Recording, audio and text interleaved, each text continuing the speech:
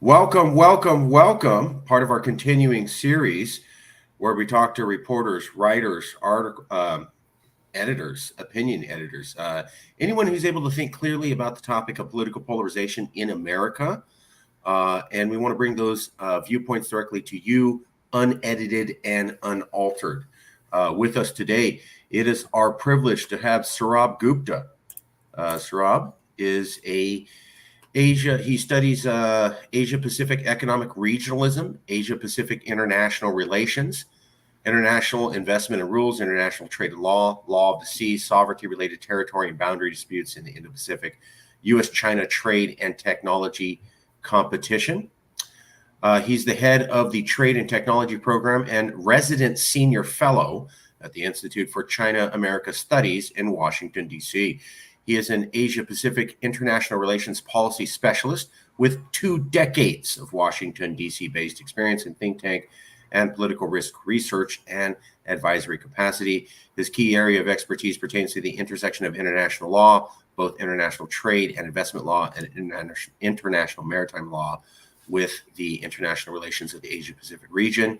He's a member of the United States Council for Security Cooperation in the Asia-Pacific, USC SCAP. He holds a master's degree both in security studies and international relations from Georgetown University, very good university, and Syracuse University, very good one. His bachelor's degree was awarded by the University of Mumbai, and there's a little bit more about him. He's accomplished an ability to operate successfully across time zones with diverse constituencies, having lived, studied, and worked in multilingual environments on both sides of the Pacific. He's also an opinion leader with a proven record of generating impact and recognition in the U.S., China, and Asia-Pacific policy space. Right now, he's the head of the Trade and Tech Program for Institute of China Studies. He's also a resident senior fellow. Before that, he worked at Samuel's International Associate, and before that, he was working at the Times of India Publishing Group. And this is the article where I found him. But before we talk about that, let's check in and see how well we did. Mr. Gupta, or should I say professor? Oh, no, Mr. Gupta, that's fine. Yeah. Mr. Gupta, did I say anything wrong? Is there something we need to correct right now? Did I say anything incorrectly, sir? No, nothing wrong. All good. Perfect. I just say my primary focus is macro U.S.-China relations and U.S.-Asia relations at a macro level, the political relationship, frankly. I want to ask you a million questions about the Belt and Road Initiative, but we're not here for that today. Maybe another time. Sure. So let's get right to this article. And this wasn't the only one. You'd written this one, but you'd also written about changes in politics in America and also Joe Biden's tenuous grip on leadership. Let's start with the big one. What was this article about? Trump is a symptom, not the cause of U.S. polarization. I've done interviews with a lot of professors here in America. Not all of them, well, they had their own opinion, but oftentimes what we see in the media here in America is things were fine in American politics, and then Trump came and he himself singularly brought down the whole thing. Is that fair? Is Trump the cause of all of our political divisions in America the last couple of years?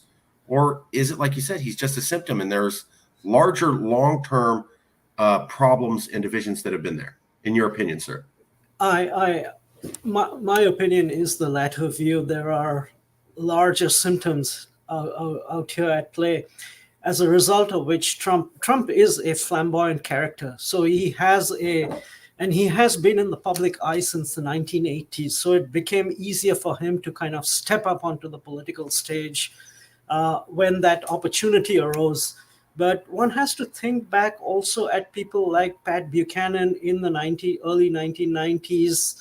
And even think about it, in 1992 election, Ross Perot had run and he got 19% of the vote that year. Yeah.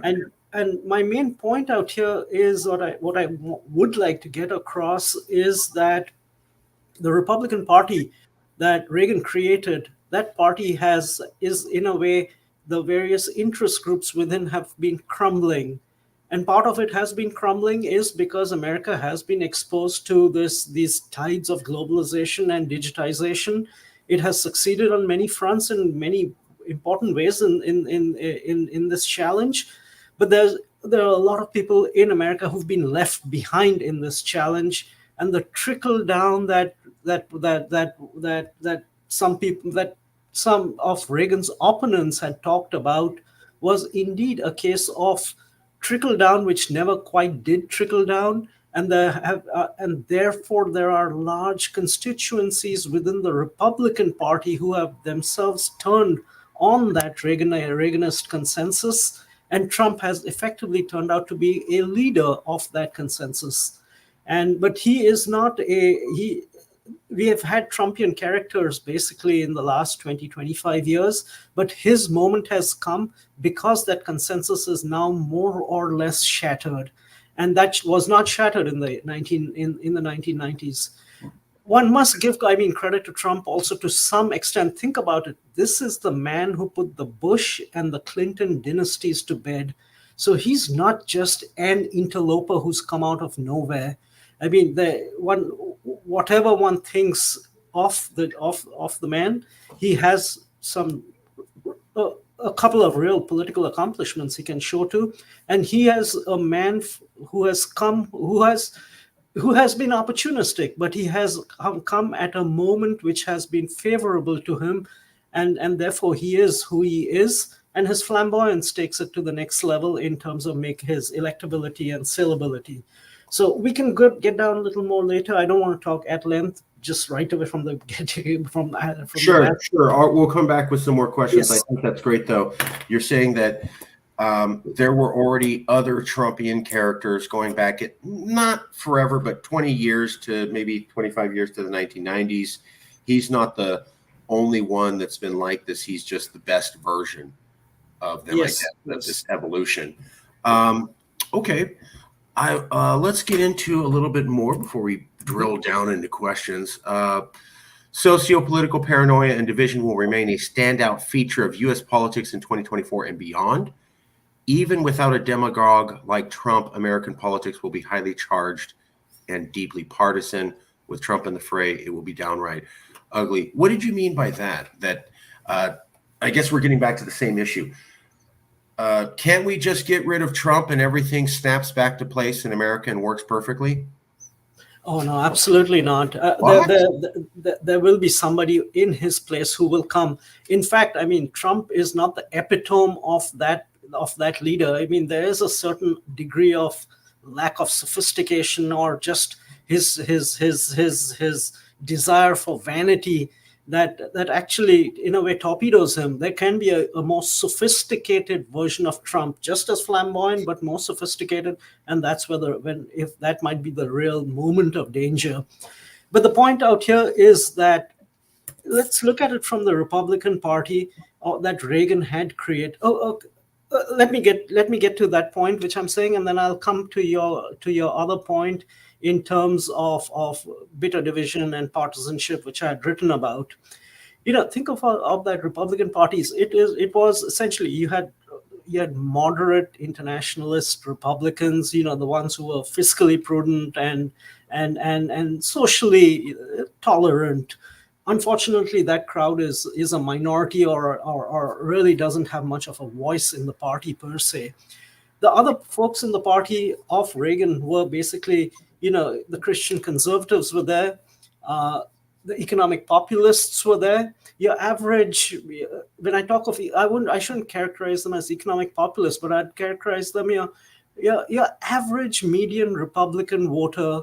Some of them are kind of rural, not college educated, but they made up the numerically the largest chunk within the party. And then, of course, aside from that, you had the money bags. I mean, the very, very rich people, the Wall Street types. And a fourth constituency was the defense neoconservatives and the defense first types. Right. The moderate internationalists went into decline right away with the end of the Cold War. The neoconservatives created out after the Iraq War and all the endless wars that have been going thereafter. The Christian conservatives have that pull in the party, but they had a certain amount of pull. That's why we always had in the primaries a Christian conservative candidate who was the second best candidate ever, could never ever win the nomination. So it exists out there, but it has always had a limit salience, but up to a point. And then we had, I mean, the rank and file of the party who provided the votes, and then after 20, 10, 15, 20 years began to wonder, we were sold all these great things about prosperity and all those things. We provided the numbers, and somehow the prosperity and everything went to other parts of the Republican Party. And there was this book in the early 2000s, What's the Matter with Kansas? And it was basically talking about this feature. And they realized, hey, we have the numbers. We have the numbers means we can start dictating an agenda. And that's an agenda they wanted to dictate. And Trump is the person who has been able to capture their affiliation and dictate his agenda, which to some extent overlaps with their agenda. Or at least he's been able to co-opt them. So that's where Trump has come, and that's where that cratering of the Reaganist consensus in the party has kind of gotten shattered. And it's now we need to see where the party goes. And the talk is that it's going to be economically populist and geopolitically isolationist and nativist. And yes, those trends are there, but that doesn't necessarily mean it reverts to that party. But in some ways, it is trending in that direction. Now, the second point, which I was talking about, which you referred to, was economic partisanship, and we saw this, right from the get-go. Even in the 1990s, when America's budget was almost balanced, and basically there weren't really the issues weren't there of great social polarization. But we remember during the Clinton administration, the Lewinsky scandal, and how partisan it became. And yes, and there is that paranoid style in American politics, and that hurts, because when times are good, it's fun to have paranoia. But when times are not good, that paranoia can actually really begin to tear apart. And this is where then we can come to the topic later, where the Republican Party is kind of, to some extent, kind of artificially pumped up because of how the electoral system works and how the Senate's complexion works. And therefore, it should be a minority party, but it has just that little bit of a leg up because of the electoral system, and it becomes an even battle, an even competition. And then they bring those ideas to that even competition. It becomes bitter and partisan. And so, I mean, Trump has been able to kind of congregate all these forces within that party. And at the end of the day, if you have a winner or a winning candidate or somebody thereabouts, people will naturally gravitate to you. And even those who don't believe in Trumpism realize, in the Republican Party, realize we don't need to be against him at this point of time, because that hurts us electorally. And if you are going to stand on principle like a Romney or a Kissinger, what was that person? He was on the Kissinger. Yeah, exactly. I mean, you need to be out. You won't be part of this thing. And so those are the sums that these guys have to do, and it makes it hard, and that's why things are so polarized and so competitive, and it's going to stay that way. And what Trump has done, regardless, I mean, if he fails, he goes to prison and loses the election. There will be somebody, a more sophisticated version, who will try to capture the space. Question is whether he or she will be flamboyant enough to have the same sort of saleability as Trump has managed to do with that audience. So Trump goes to prison. Trumpism doesn't immediately automatically disappear. It's possible that there could be another person who's not Donald Trump, but that could appeal to the same hyper-polarized electorate. Is that fair? Yes, absolutely fair. Absolutely fair. And that's why you have folks who are kind of thinking through in terms of how they can kind of capture this space. And we had who was that senator from Missouri, Josh Hawley, the guy who gave the raised fist on the day. January 6th. Yeah. But he's been talking in terms of of trying to intellectually frame the outlines of where the Republican Party goes next in terms of work, in terms of family, in terms of its moral values, and trying to capture that same space in an erudite, intelligent way. He might not be the person who then becomes a successor, but at least, I mean, there's a kind of an intellectual breakthroughs that they try to seek from very powerfully connected politicians who can lay the groundwork for whoever comes next after Trump. Because on many of these themes, I mean, Trump, that Republican Party that Reagan created is shattering, because it did deliver up to a point. It was successful, but the fruits of his success of that Reagan revolution has literally swallowed many of its children. And so their grandchildren are saying, no, we don't go that way. We take the party in a different direction. And well, and that's why the issues of trade, the issues of immigration have become very, very, very, very important in this country, because on that, it is on those issues that they see that they can really leave a mark. And I think they are definitely, the politics on issues of trade, on international trade and on immigration are shifting, and they are shifting on the basis of where your median voter and where your median white, non-college educated, somewhat nativist, not necessarily rural, but small town folk are trending. And the electoral system gives them a voice. And not just, I wouldn't just put it down to just the electoral system. It's I think it's one of the great things of America that its political system gives minorities a disproportionately larger voice. And when times are good, that's a great thing, because it helps bring minority opinion into the mainstream, and also kind of just give a little churn to the centrist folks that don't get too comfortable in the center. But then also minority opinion, when times are not bad, can also has the opposite tendency of tearing things apart. And these folks know that they have power. They might be minorities, but the political system is enabling to some extent in getting their views across. And that's where I think is added to the polarization at this point of time. From the article, finally, the skewed vote counting nature of the presidential electoral college, with its rural and Republican-leaning bias, along with gerrymandering of many House seats. No president candidate has secured a majority of the president vote over the past 3 decades, except George W. Bush in 2004. Yet Republicans have held the White House for considerable periods of time during this same time. Also, the Electoral College may be quirky, but its consequences are real and damaging. Some people have called that the tyranny of the minority.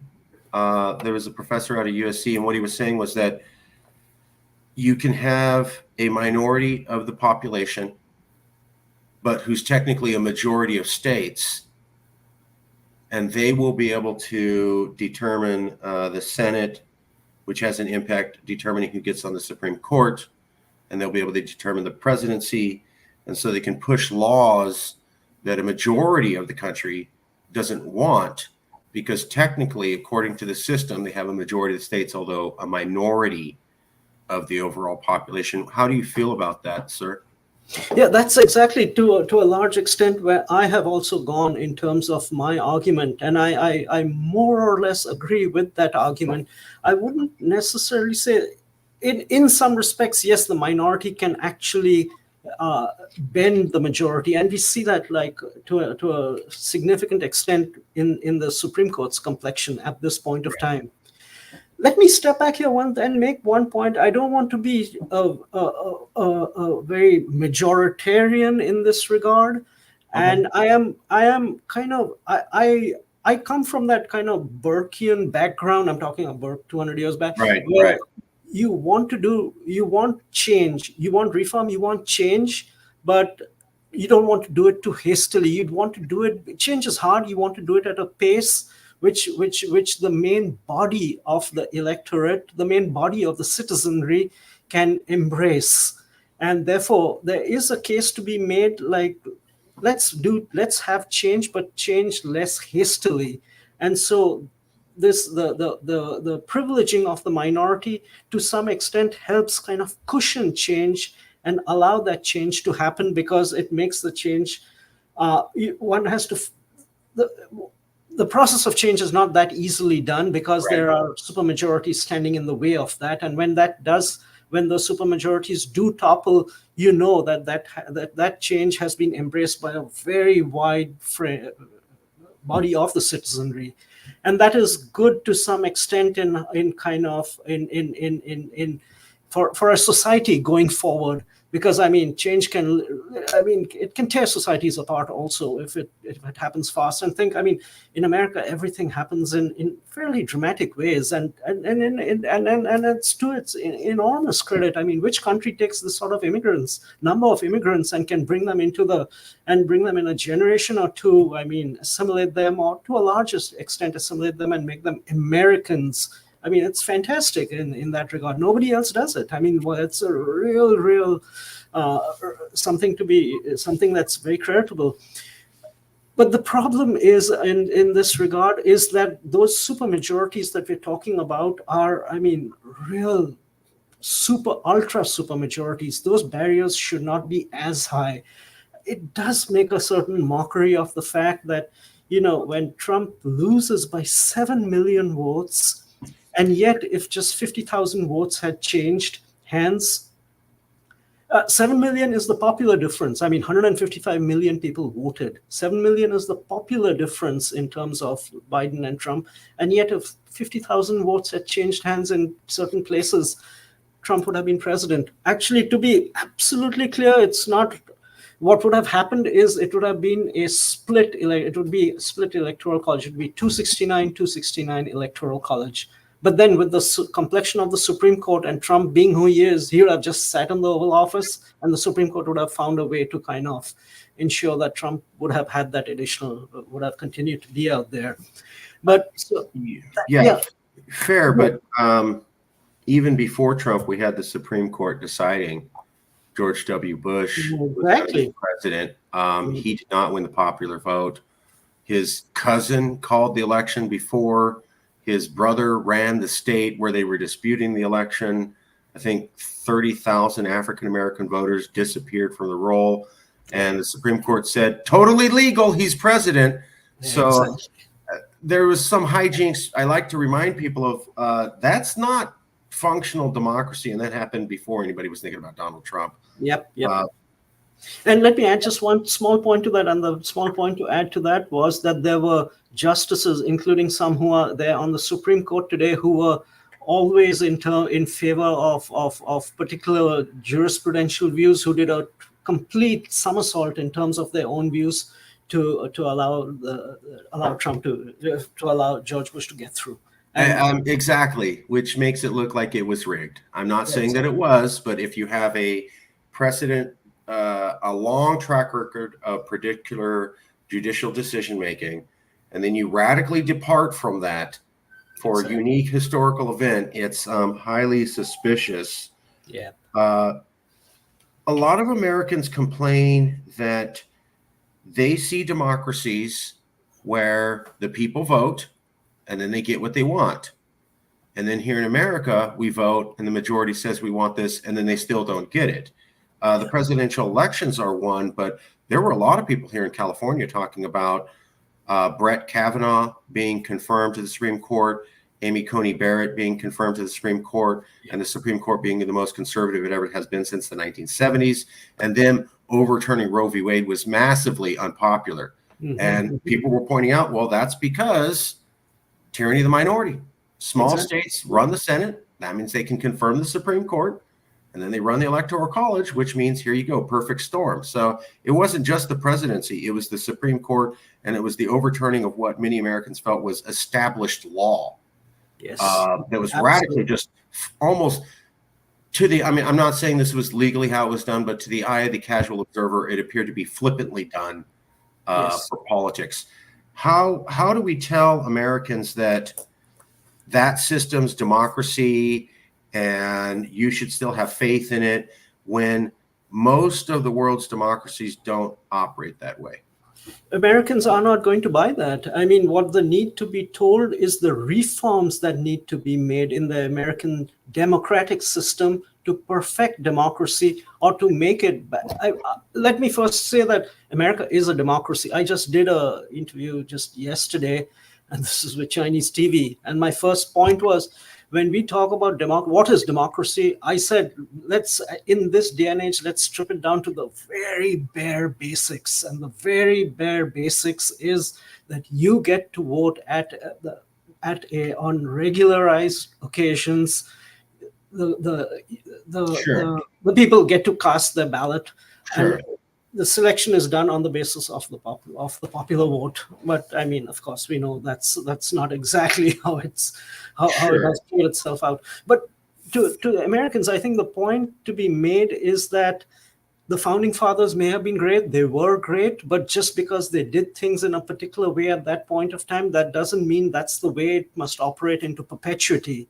This is, I mean, the Constitution is a living document. It's not the Bible. And I think we have to think, and even the Bible or the Quran can also be kind of interpreted and reinterpreted. And Sure. and therefore the Constitution, I mean, they were great, but I mean, they can't think of every problem 1,000 years out. And even the question is now, it comes down to every generation to do the necessary reforms that need to be done. And some of those reforms can be done without touching the US Constitution. I mean, there are simpler ways forward.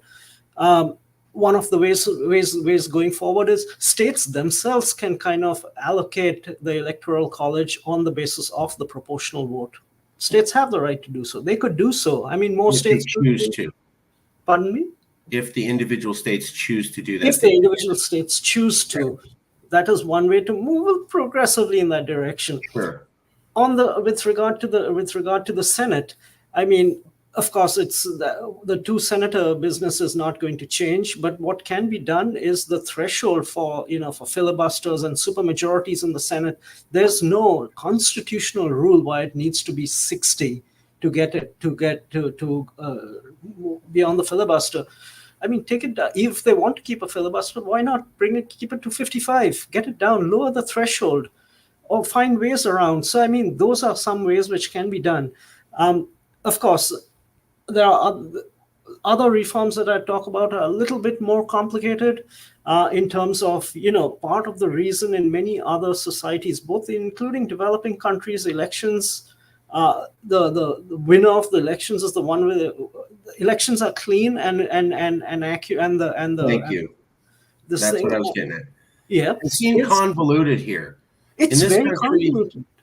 Yeah, because you're trying to tell people, oh, the democracy works.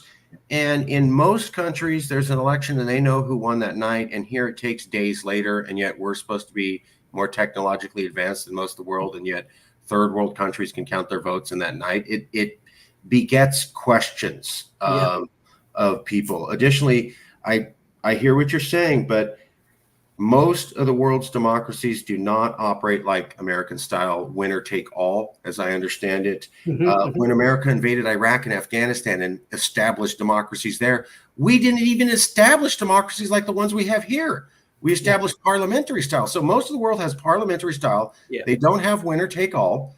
And we didn't even establish our own style when we did it in other countries. Doesn't that say something to the American people? Like, hey, your style of democracy is not what most of the democratic nations in the world did. And when your experts went to make democracies, they didn't even bother your own system. Does that imbue confidence in our democracy as an American citizen, in your opinion? Yes, it does, because the experts who write about this and who do democracy building overseas do not take the American system as their exemplar, in which they would like to export to those countries. Thank you. And you think of even place where there's a lot of crime, places like Mexico, drug lords and crime and all those things. But think of the National Election Institute. Think of the independent election bodies which govern elections, and it is across countries.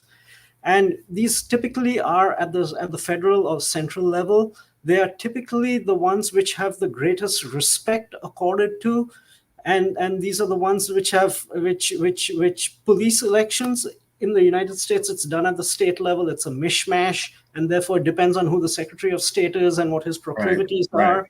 Right. And it's those sort of things. In this country, there's no centralized national corruption center. So, I mean, you can have high level corruption, and yes, the FBI and so goes after it. But in many of these new and emerging countries, because they came late to the game, they were able to have, I mean, state of the art institutional framework in terms of policing elections and doing elections. And that's why the elections are that much more cleaner in place, even like, say, a place like South Africa, lots of crime, Yep. but it's held very, very high up in terms of its integrity, to actually do the elections. And we saw also just what was it about in Taiwan? I think they ran their elections in, what was it, February? They ran the elections in January. By late evening, I mean, it was out. Results were out by that very night. That's what I'm talking about. That's what I'm Everything was talking out. about. And it needs to come down to that level. I mean, there's no reason why it should not happen in this country. And if it's a little ramshackle because we have inherited a system from a long time, why can't elements of that system be reformed without necessarily having to touch the constitutional questions? Because at this point of time, because of the partisanship, you're not going to be able to Sure. movement on that front. That's another point that I've heard from experts, though, about why to have a lack of full faith and trust in American democracy. Most democratic countries revise their constitution every 25 years. Yeah. I believe Franklin and Jefferson, who were American founding fathers, both said America should revise their constitution every 25 years. And yet we've never done it, basically. So we're not revising our constitution in 200 years, while most effective democracies do it every 25 years. No, exactly. Is that a reasonable reason to, not think we're doing things correctly here? It's just, everything happens on elections at the state level. That's where the power resides, and therefore at the states where the states are very, I mean, the politicians in the states are very attuned to the fact where the political winds are. And at any one given point of time, if their political winds are, I mean, they're facing headwinds, then at the state level, they will ensure that the things don't get done, and that the advantages that they have in terms of voter turnout and voter registration also, and suppressing voters, they'll do the wrong thing for that little additional advantage. And this has kind of accrued and built up and built up and built up. And it's come to the point at which, I mean, it's become a little bit of a mockery of the system. Let me make two additional points out here. Thank you. One is, if you are going to have a Supreme Court which is the enforcer of that tyranny of the minority, I think one of the reforms that also is crying out for is you have to scrap lifetime tenure. I mean, you can't have these guys forever. Give them a predetermined amount of time, 16 years, 24 years. That's a long time to be on the court. You don't want folks who are literally on their deathbed and say, no, we are still very much healthy, because I mean, everybody thinks they're the king and the queen of constitutional law. Ruth Bader Ginsburg. Yeah. But I remember also seeing, who was that? William Rehnquist. I remember seeing, he was the Republican guy. This is about 15 years ago. Yeah, and there's an interview, and he was literally like, I can't say, but I'm very healthy, and he was gone in 8 months' time after that. And it can be cut down. I mean, there's no reason why they should be having lifetime tenure. And I remember once I was with a fairly senior Indian politician, and this was 2005, and Roberts had 2005 or sometime thereabout, and Roberts had just been brought onto the bench.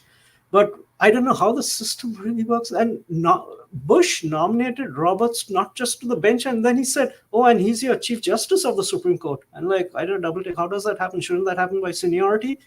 And okay, fine. Even if it didn't happen by seniority, the first thing that struck me was, oh my God, I see this guy's age. That means for the next 40 years, he's going to be sitting out there and making decisions related to it. I mean, there's something wrong with that. It's not right. I mean, it's not, people don't run. I mean, there's an institutional structure there. There are things higher than just individuals, And here's an individual who's literally seen to be kind of above the system in a way, given the amount of time he will be sitting on the bench. And as we've seen with Clarence Thomas, the amount of time he has sat on the bench, and he will not go anywhere. And he was one of those of the Bush Supreme Court, of the court who, of Bush v. Gore, who did that kind of 360, 180, and so He did. That was improper. Just to be fair, Ruth Bader Ginsburg made a comment on Donald Trump and was potentially going to oversee legislation related to him, which is highly improper. She was not criticized by anybody. I don't really want to bog down onto that. I do want to ask you, though, is lifetime status for Supreme Court justices normal? Is that what we see in most democracies around the world, where France, Germany, England, Japan, they go, no, lifetime appointment for Supreme Court justice? Or is that another unique to American democracy feature, in your opinion, sir?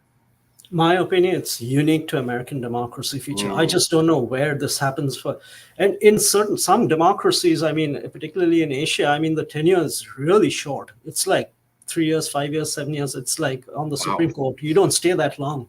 Wow. You're almost like a bureaucrat. You move up, and you reach the level, and then you stay there, and you're up and out.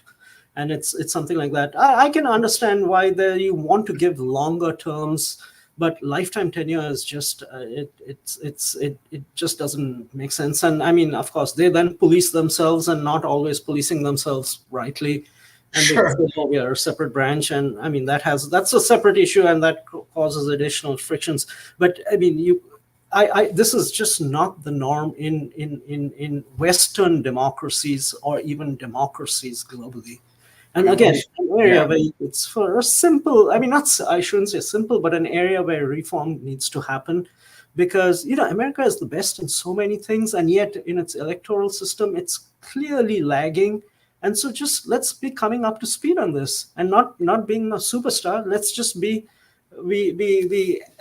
let's just have a state-of-the-art system which everybody has, and let's just move on from there.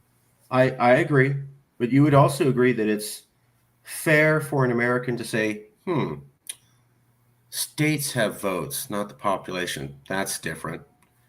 Winner take all system, not popular coalition government. That's different. Lifetime appointment of justices. That's different. We have so many unique, different, not copied by other democracies anywhere on earth features. At some point, I would think you would think, or the average uneducated person could think, maybe our system's just dysfunctionally built. Nobody else is following it. There's multiple things we're doing that no one else thinks is a good idea. Could we say that our system is dysfunctional infrastructurally? I would say it is dysfunctional. And part of the dysfunction is because it's just aged. It might have been great at a point of time, 200 years back, 100 years back, but I mean, it's just aged. Time has moved on, and America has not moved on to having a system that is new and fit for the times. And therefore we have, I mean, caricatures like in this presidential election. Think about it, of how I'm going to give a little slightly unique take out here, but I think it does have value in the context of this current presidential election and for the last 2 or 3 presidential elections. And there's a gender element out here to it.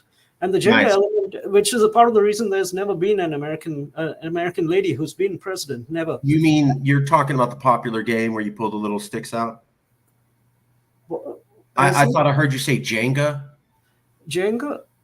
Gender. I'm sorry. I apologize. I apologize. My bad. I'm sorry. Gender issue. I apologize. Sorry. Say it clearly. That's my fault. That's my fault, sir. Yeah. Gender issue in America. What do you mean by that? How does that affect women? Here's the reason. Electoral college. It's everything. I mean, it's Republicans, Democrats. It's a tight election. It comes down to the electoral college. The electoral college, as we've seen, has gotten heavily colored by a certain few states. And many of them are those states in which many of the economic factors of digitalization and globalization and trade and, to an extent, immigration have really taken a toll. And therefore, the states, many of these folks are blue-collar workers, or generally are not those in white collar jobs. Now, it got hard, I thought, for Hillary Clinton in 2016 to win those states. One is she was still seen as part of the pro-free trade constituency. That's where Right. she had been, and that's where Beltway politics had more or less been, and so that hurt her. But she could never quite make her mark in the Wisconsins, the Pennsylvanias, and the Michigans. And Joe Biden was able to make that, because Joe Biden has this he has this, at least this electoral persona of working man, of having done things for the working man, Right. that he's Right. understanding of that this thing. Right. But the reason he is still running in this election is because, again, those states will, the blue collar vote is on the ballot, and he is best positioned among the Democratic Party candidates to be able to win in those states, and therefore be able to just tip over in the in at the end.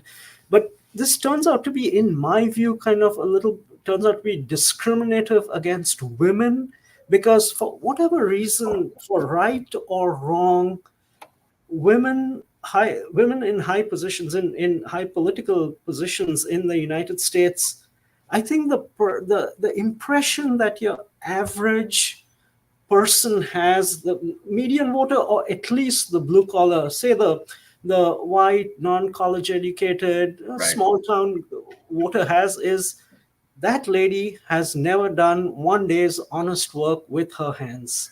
So why should she be getting my vote? And that's what makes it impossible, I think, for them, for ladies. And I would say that I'd put Harris in that category. Say, so for some reason Biden cannot run, becomes a natural Right. successor, she will lose those states, because she will not be seen to have done that one day of honest labor with her Right. hands, and therefore she is not being given the blue collar vote. And therefore, at some levels, this also turns out to be gender discriminative. And that's why I think the person who is trying to work really hard to win that vote post Biden is actually, I think, Pete Buttigieg, because he comes from that part of the country to some out there, and he knows this is where things turn. And I think he's making a play in those areas. But again, to come back to that point, you see how this has also turned out to be kind of discriminating against a woman politician trying to run for trying to run for the presidency. How the Electoral College had just made it a little harder for her too. And to Right. think about it, in we've seen country after country in the Western world, ladies are just as good and have been in from Thatcher to Giorgia Meloni in Italy today, to Angela Merkel in Germany, Nicola to Sturgeon, Scotland. yeah, exactly. Yeah, they've been there in all these countries. So why can't America put a female president in office? And that also is a question that I think is worthy asking. What about Tulsi Gabbard? Tulsi Yeah, Gabbard was in the military. Would that appeal to blue collar workers? I mean, you're out there in the. She got deployed out to the desert, wearing gear, not taking showers, using her hands. Would that work, or is that not exactly enough to hit that blue collar mark? yes, yes. I'll come to the Tulsi Gabbard part also, but I could, who was that person who I remember about 15 years back? He gave three hands. I mean, sorry, two arms and a leg for America, and yet was Saxby Chambliss was his opponent, Right. Republican Yeah. opponent, and he kind of found a way to say that this guy was not patriotic enough, or something on those lines. So, I mean, Republicans find their own ways to go about, have managed to kind of capture that patriotism, this thing. But coming back to Tulsi Gabbard, she has that street cred. But even if you had served in, I'm talking for a lady, served in the military, I'm not sure that they would be given that blue collar vote still Mm, in spite of that. okay. I just don't think so. I think there's a certain degree of, and comes down to kind of a mental discrimination among that body of the electorate in terms of where they see women in positions of power. So I think that probably is the determining factor, and not if you've necessarily done a day's work of hard labor with your hands or not, which I'm sure many of these ladies have. And about Tulsi Gabbard, I thought she did she's got a great resume, but because she got kind of drifted out. She didn't drift out. She got drifted out Thank by you. her Thank own you. peers into one corner, which put her into a position from which it became a kind of a no-win position. And so it became hard. It becomes hard for her to then appeal to a mass electorate once you're kind of pigeonholed into a box in one extreme corner out there. And that, I think that's where she suffered from. We are winding down, but I have 2 or 3 more questions, if I may. Sure, please. Frances Lee is a professor, I think, out of Princeton, and she said something that mirrored what you had said. In American history, you had one dominant party and one minority party. Big party, minority party. And it's been that way for 200 years. It's shifted like around Reagan's time. I'm not Reagan, Lincoln. Around Lincoln's time, the Republican Party was the majority and the Democrats were the minority. And then you can fast forward to Johnson and Eisenhower, where the Democrats were the majority and the Republicans were the minority. Mm-hmm. She says something very similar to what you're saying. We're now in a period where the Republicans should be the minority party, but because of these constitutional situations, they're allowed to project themselves up to roughly half the population with the Democrats. And what that does is create this equal playing field between the two, which means because both sides are so close to winning, they get especially bitter. Whereas traditionally we had a small party that knew it was the minority party and it was going to be mostly the critic. And then you had a giant party that knew they had to kind of work with them a little bit to make it work. Now we have two equals who are like, well, I'll just knock you out and take the whole thing myself. Does that seem similar to what you're thinking? Exactly. I could completely agree with that. And what I would say is what is aggravating that tendency now is the fact that the real good old days economic prosperity are behind. It doesn't mean America cannot have, again, a great, it cannot be American, it cannot be morning in America again. It probably will.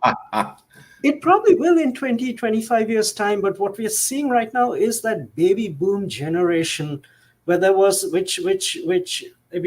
was a population surge. There was a lot of new people entering the labor market. There was women started enter the labor market from 1970s onwards. And so there was a sort of a one-time boom, which really took the boom. When I say one time, I'm talking over a 30, 50-year period. Right. A lot of that is now winding down. So, I mean, it's the bubble is not popping, but it's fizzling. The balloon, the gas is fizzling out.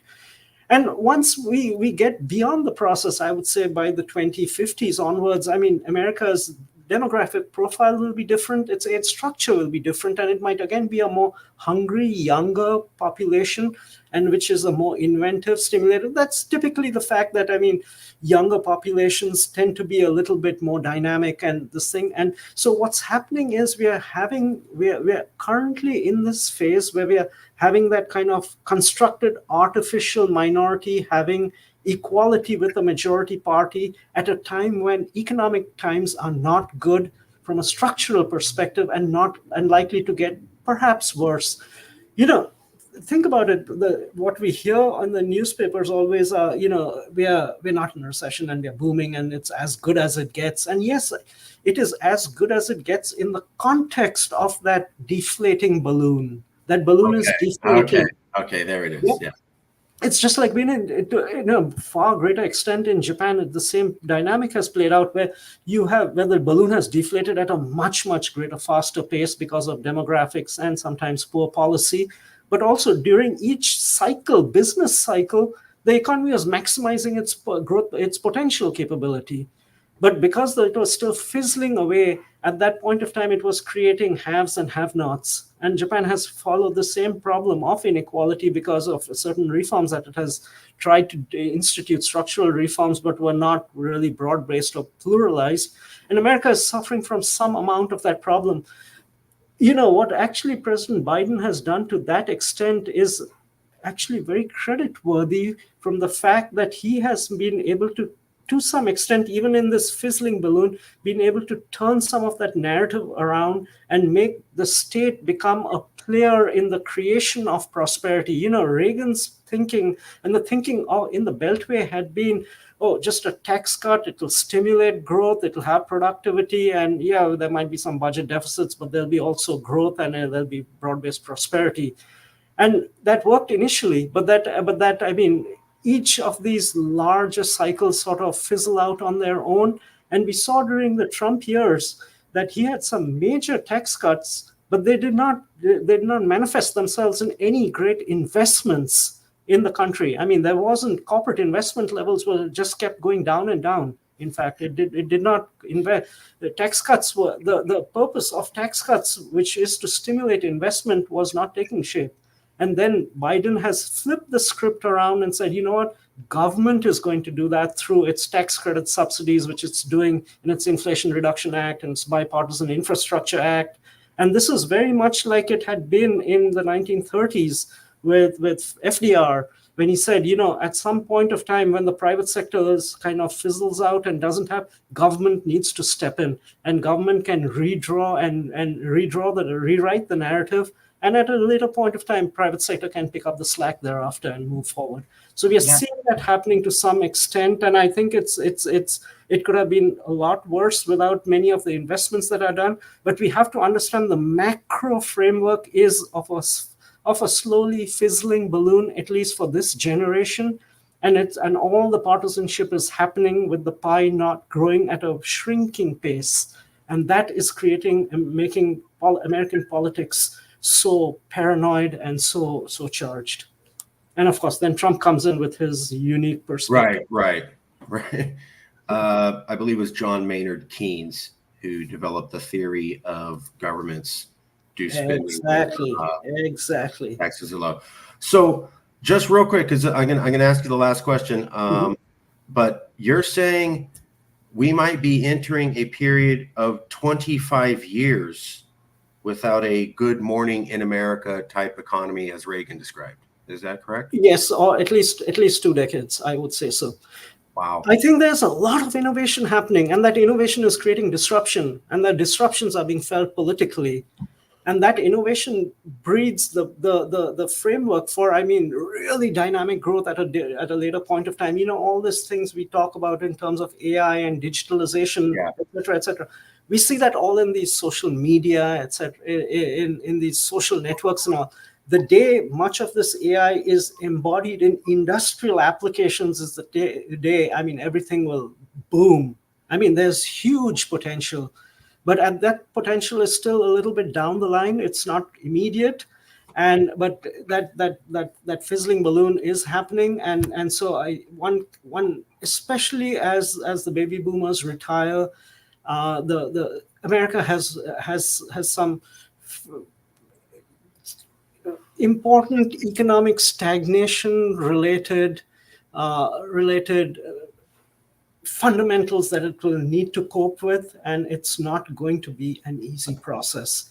And anybody who says that, there's going to be there's going to be it's going to be morning in America, they're just kidding themselves. America will look a little bit more like Japan than it will look like the America of 30 to 50 years back.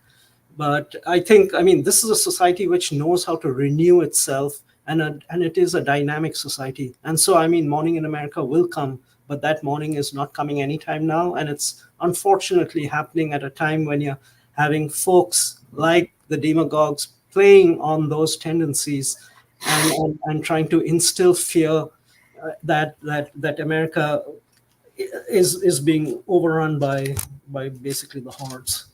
But it'll be better in 25 years, or around the time NASA has predicted they will have a functional colony on Mars. So, hey, everybody, when there's a Martian colony, you can expect good times again. Okay, great.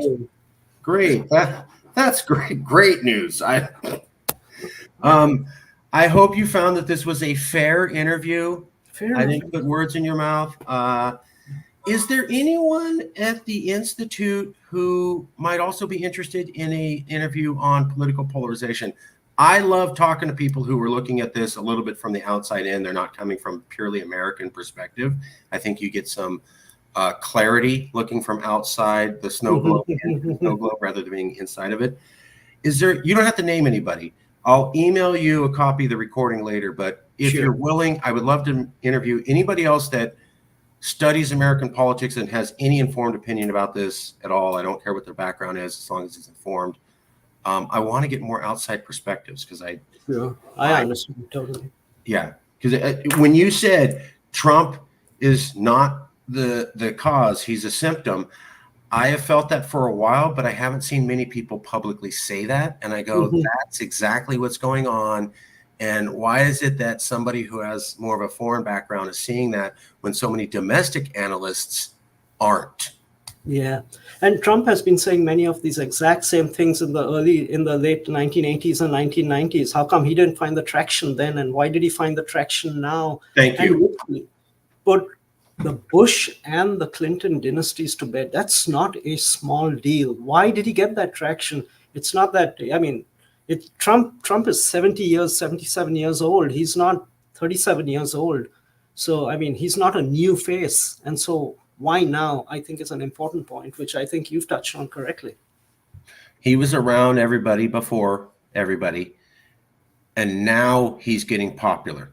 Why now? Why not 5 years ago? Why not 10 years ago? Why 20 years ago? And certainly, why not 25 years ago? Why not in the peak of 25 that years Reagan ago? boom? Why not? He was right there in New York making gobs of money.